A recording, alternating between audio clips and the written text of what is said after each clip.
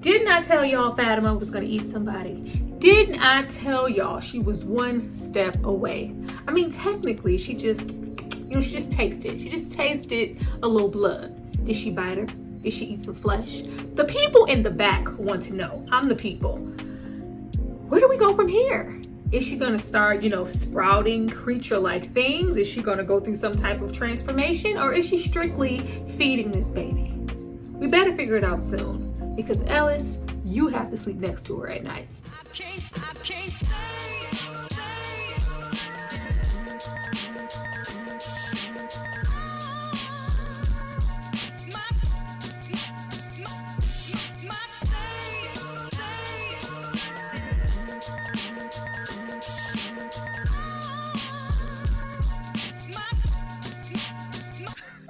Hi you guys, it's Tyra here, back with another struggle review, here to discuss from season 3 episode 4. Now while I give you a moment to maybe decide to become my fromly, do know that every single Tuesday night there is a live hosted for From to get an even deeper dive into the show. If you care to join, the link will be down below.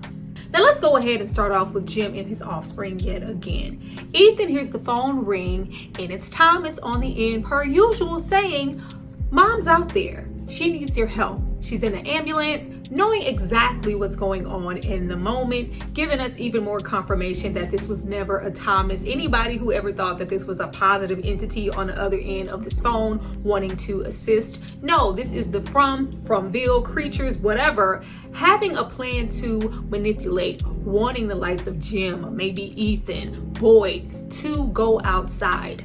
Even though the element has always been there to know that these creatures weren't just simply feeding, we're gonna have to dive into them feeding also, and why all of the bodies always look the same, why it seems like they are harvesting organs or something. Like, are they eating them? Like, what exactly are they doing? Like, they're always hollowed out and there's always like one leg missing. What is that about?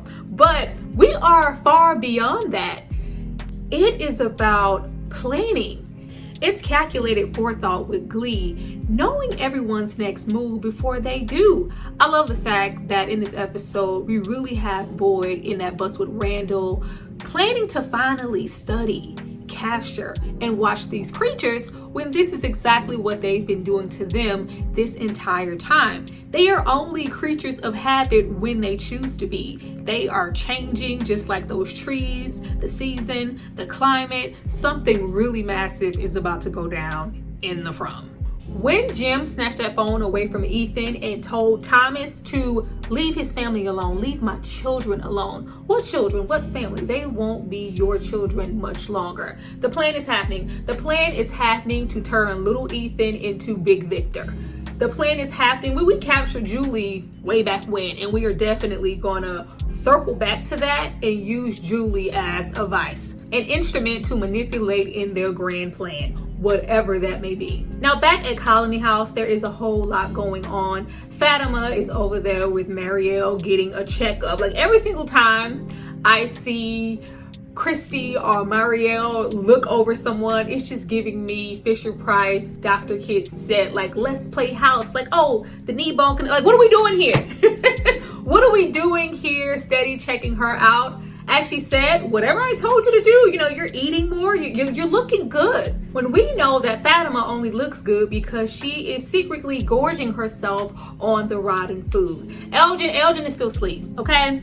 I need Elgin to get up. The whole stick of Elgin seeing the lady from the lake, I don't know, the lady in the kimono, we need to do something with that, because him just laying down and Tilly looking out of her peripheral is getting real old. Is he tired? Is he drained? Why is he always sleeping in that same damn outfit? Wake up, help out. But we are dealing with the aftermath of this vicious crow that flew in the Colony House. Back to the black bus driver, who we do not see a lot of. I think she would be quite useful. She feels like she could be another Donna. We need all the help that we can get. We need all the leadership we can get. Tells Tilly, do you think that it's the brightest idea to be giving tarot card readings in a place like this? Like, use your brain. Well, y'all not gonna make me like old lady Tilly, okay? That's just never gonna happen. Even after that, because Donna's always telling somebody to pipe down, let's just clean up. It's not about that. It was an honest mistake. All the while, she keeps finding a way to have solo little moments with LJ. I'm like, oh, that poor girl. Oh, like, oh, what? You know, that black crow. So it's an omen. It's a bad luck. It's her baby. You know something. You know something, and you were sent here. Like, something is sinister about that lady. I don't care. Now, Victor is still running around like the true Riddler that he is. Child, Victor grinds my gears. I do feel like Victor is doing his best to pull it together because he doesn't want to lose any more people. Everything changing in that place is really too much for him to bear.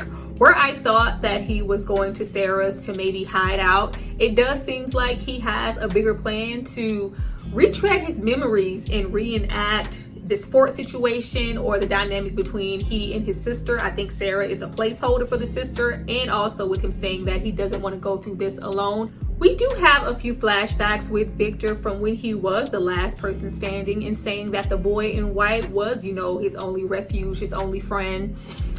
The jig is still up on the boy in white. Is he really here to help anybody? Y'all comment below what you guys think about the boy in white. I am extremely indifferent with him. At first, I thought he was helping, but as we have gotten to this third season, I'm really not so sure anymore.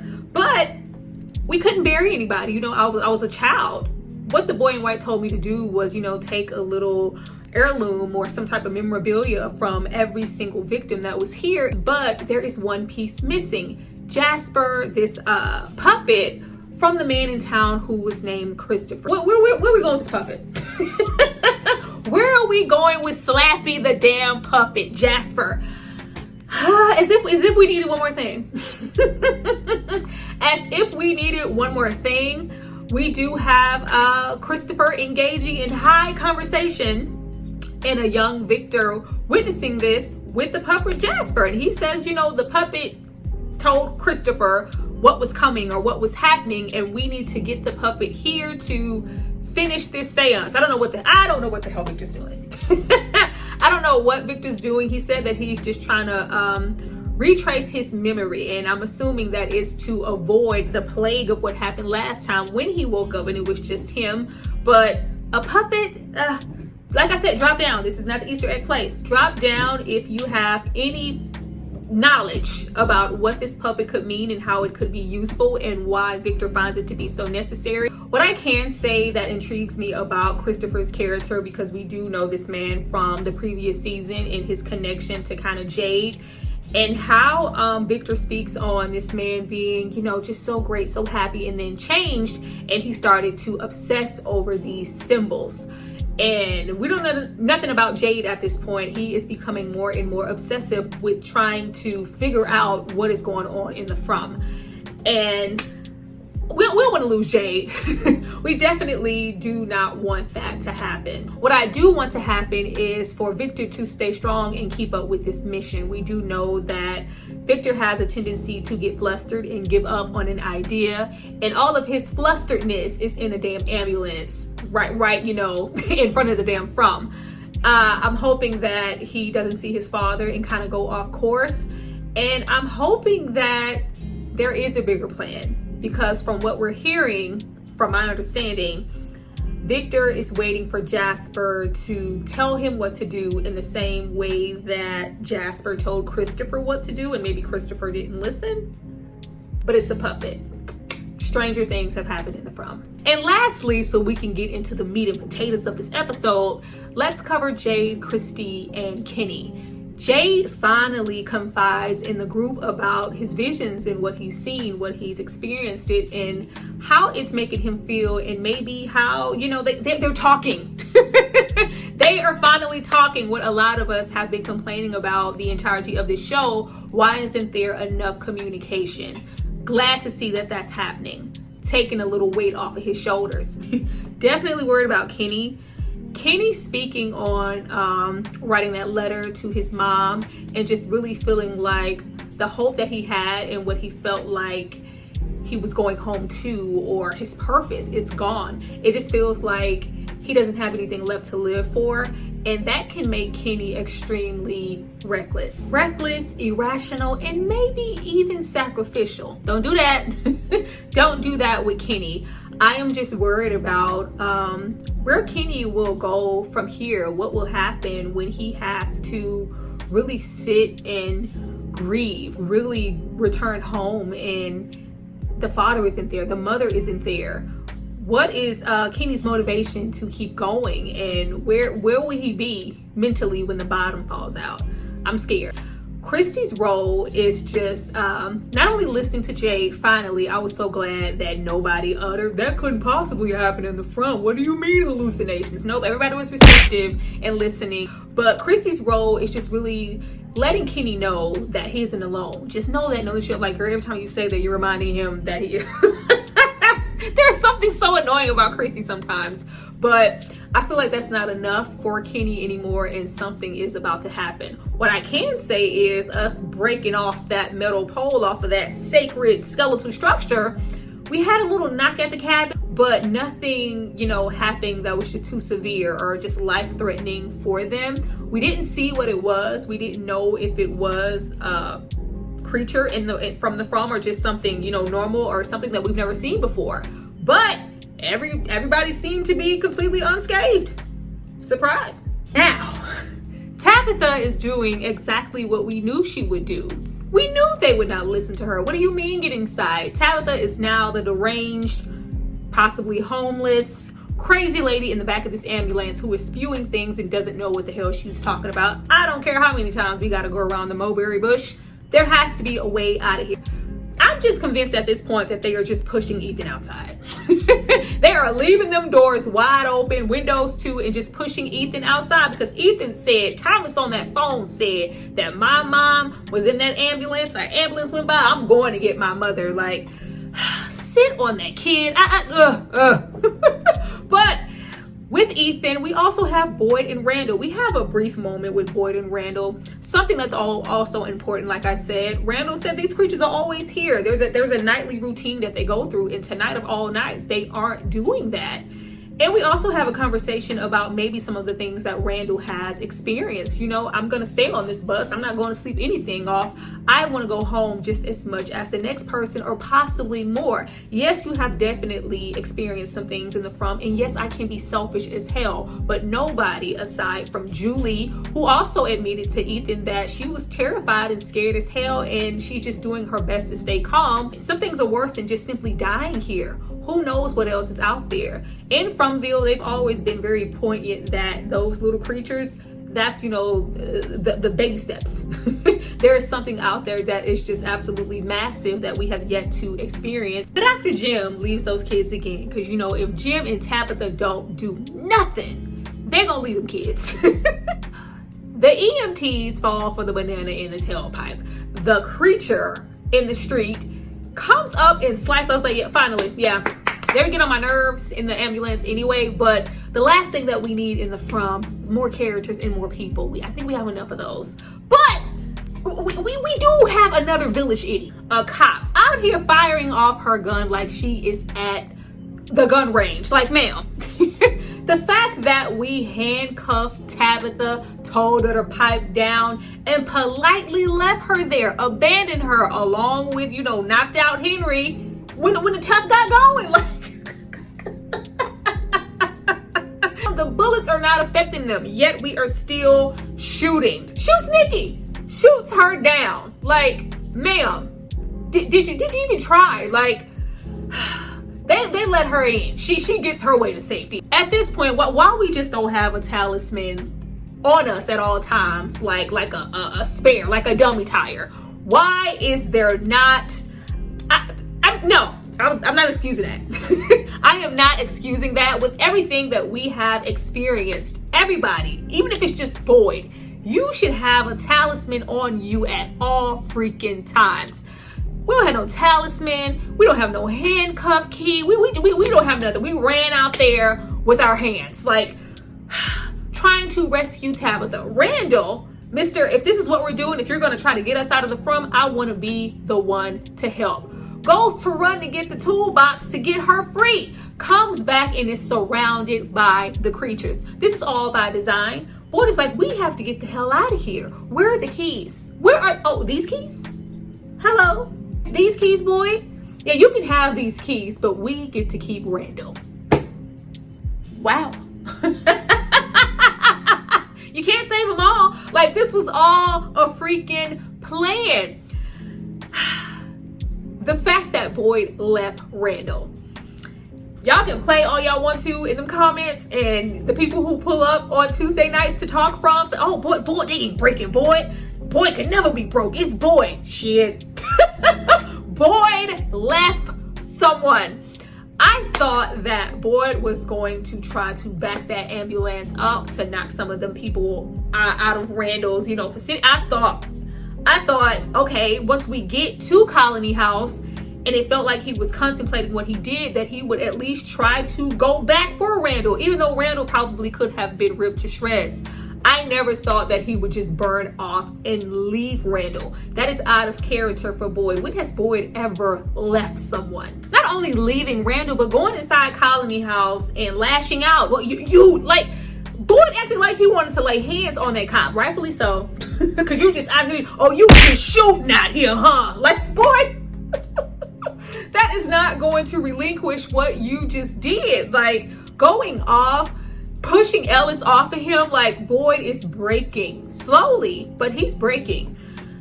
When he goes upstairs with Donna and he thought Donna was gonna lay into him like she normally does, like I told y'all, the From is breaking every soldier down bit by bit. Donna breaks down. I can't take this anymore. Why can't they just leave us alone? Why does this keep happening to us? Donna was crying. I was, not Donna. Donna was broken. Like, it just seems like it's all going freaking downhill. And it's only going to get worse because it's the freaking From. Like us doing our best to try to save Miss Nikki from this internal bleeding and gunshot wound, she dies anyway. And who's feasting on the goodies? Fatima. The fact that it was planned. It wasn't even like, hey Fatima, sit with this body until, can you just please go in there? And no, Fatima asked to go in there. She strategically wanted to go and taste and feed on that woman because she just couldn't help it. It was calling to her, just like one of those creatures. That rotten food isn't going to suffice anymore. And if she has a thirst for something like that, for flesh, blood, you see how she was gorging them fingers in there? Like, oh my God. This is about to get bad, and that may be the only thing that can fix it, but she has to open her mouth and tell somebody what's going on, or they have to catch her. I feel like somebody's going to catch her, because you see little lady Tilly saw her. She didn't say nothing about nothing, but okay. Yeah, that's not looking good. We end off the episode. Of course, we have a brief moment with Tabitha and Jim. She does kind of tell him, pretty much everything that happened. But I'm like, this is just Jim. You left the From and returned back with the person. Oh, everybody's gonna be in her face. Everybody's gonna be clawing at Tabitha, trying to get her time. It's about to get real, because everybody's gonna want to know. They're either gonna be in Tabitha's face or Victor and Tabitha's face. Get us to the tree now. Get us to the lighthouse now. However she got out of here, we need to get out of here too. But Randall is returned. Randall is returned. When Missy said we get to keep Randall. Keep Randall and do what with him? Randall is bloody. It looks like, they maybe tried to scratch or chew his face. I don't know, but he is alive.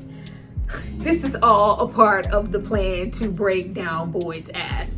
It would be different if Boyd had to live with what he did and just consciously know, I left him there. It's my fault that he's dead. Randall's alive and you have to see him. And it's Randall. Randall who just be mad off GP, period.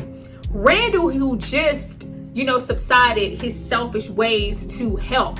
Throw it to you. Like, I'm trying to get out of here. We're a team, aren't we? Isn't that what you said, Boyd?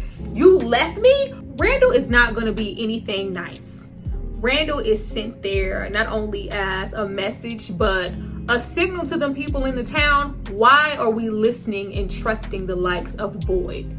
Boyd is here to protect who? Get who home? Boyd just left me out here to die in the middle of the street with the creatures. Like, the line is about to be drawn. Something's about to happen. It's gonna be the Randall X against the boys. Like, something is about to happen for them to keep him alive and lead him. Now, I did think for 2 seconds, like, if they implant something in him, is something happening?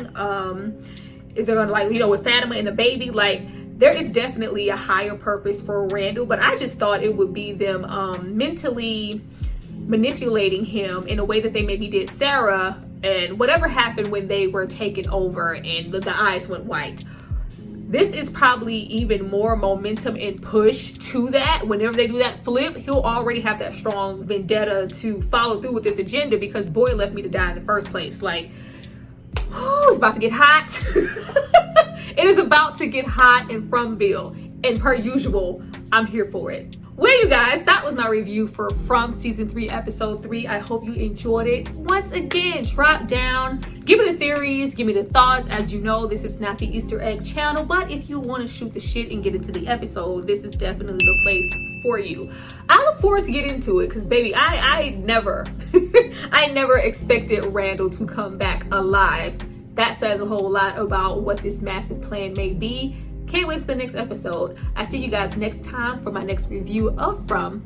Bye.